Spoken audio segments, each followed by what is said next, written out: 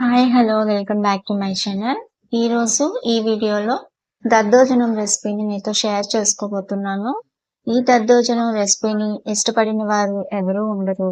చిన్న పిల్లల నుండి పెద్దల వరకు కూడా ఎంతో ఇష్టంగా తినేటువంటి ఈ దద్దోజనం రెసిపీని సులభంగా, ఈజీగా, రుచికరంగా ఇలా ట్రై చేసి చూడండి.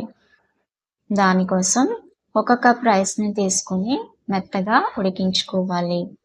ఈ విధంగా ఉడికించినటువంటి రైస్‌ని వేడిగా ఉన్నప్పుడే గరిటెతో మెత్తగా మ్యాష్ చేసుకోవాలి. ఒక కడాయిని తీసుకొని అందులో 2 టేబుల్ స్పూన్ల వరకు ఆయిల్‌ని వేసుకోవాలి. ఆయిల్ బాగా హీట్ ఎక్కిన తర్వాత 2 టేబుల్ స్పూన్ల పల్లీలను తీసుకొని దోరగా వేయించుకోవాలి.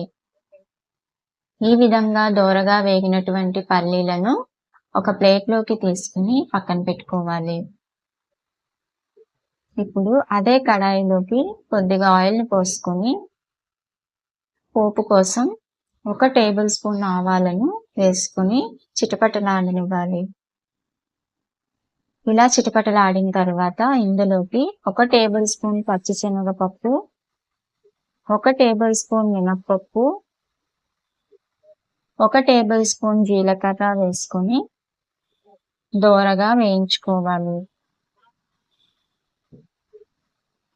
ఇందులోకి సన్నగా తరిగి పెట్టినటువంటి 1 పచ్చిమిరపకాయ, సన్నగా తరిగినటువంటి అల్లం ముక్కలు, 2 ఎండుమిర్చి,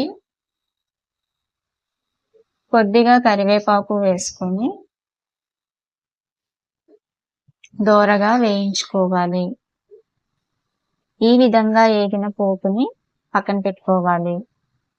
ఇప్పుడు మనం ముందుగా ఉడికించి పెట్టుకున్నటువంటి రైస్‌ని ఒక బౌల్‌లోకి తీసుకొని 1 కప్ రైస్‌కి 1 కప్పు పెరుగైతే కరెక్ట్‌గా సరిపోతుంది.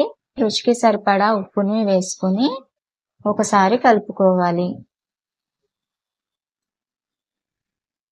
ఇలా కలిపిన తర్వాత ఇందులోకి మనం పోపు పెట్టుకున్నటువంటి పోపు,